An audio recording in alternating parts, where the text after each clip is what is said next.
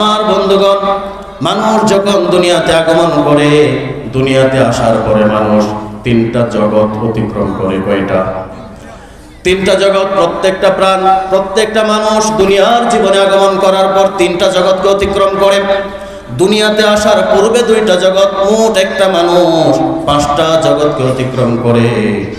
এক নাম্বার জগতের নাম হচ্ছে আলমে আরওয়াহ, রূহের জগৎ। এখানে ছোট আছেন, বড় আছেন, বৃদ্ধ আছেন, যুবক আছেন, মাঝারু আছেন, সেজু আছেন। কিন্তু রূহের জগতে কেউ ছোট ছিল না, বড় ছিল না। তামাম পৃথিবীর যত সৃষ্টি এসেছে, যারা আসবে, যারা বর্তমানে আছে, প্রত্যেকেই রূহের জগতে অবস্থান করেছিল।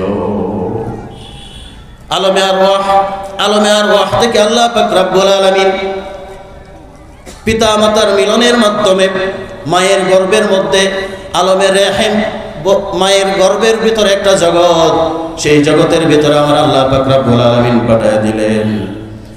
মায়ের গর্ভের জগৎ থেকে আল্লাহ পাক রব্বুল আলামিন আলামে দুনিয়াতে পাঠালেন।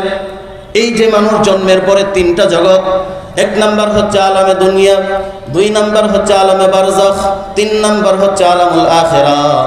আলামে দুনিয়া হচ্ছে বস্তু জগৎ, যেখানে আমরা বর্তমানে বিচরণ করছি, এটাই হচ্ছে আমাদের আলামে দুনিয়া। এই আলামে দুনিয়ার বৈশিষ্ট্য হচ্ছে এখানে মানুষ ভালো করুক বা খারাপ করুক, শান্তি বা শাস্তি উভয় মানুষের শরীরের উপরে হয়।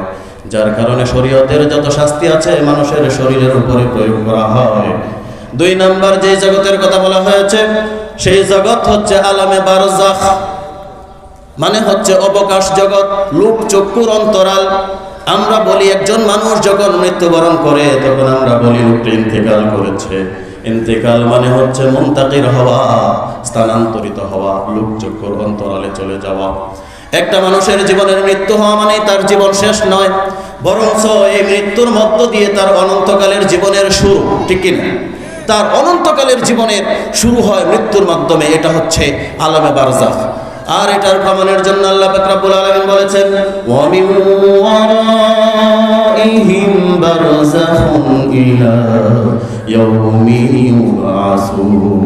প্রত্যেকেই তাদের সামনে, তাদের পিছনে রেখেছে বারজাখ।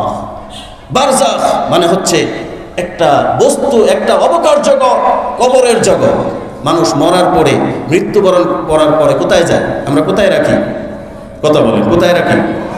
কবরে রাখে। এটা হচ্ছে দুই নাম্বার জগৎ। তিন নাম্বার জগতের ব্যাপারে আল্লাহ পাক রব্বুল আলামিনের রাসূল বলেছেন আলামুল আখিরা, মানে হচ্ছে যেটা চিরস্থায়ী জগৎ, অনন্তকালের যে জগৎ, যে জগতের শুরু আছে কিন্তু কখনো শেষ হবে না, সেটাই হচ্ছে আখিরাতের জগৎ।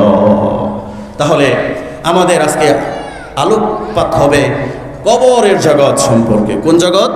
কবরের জগৎ। মানুষ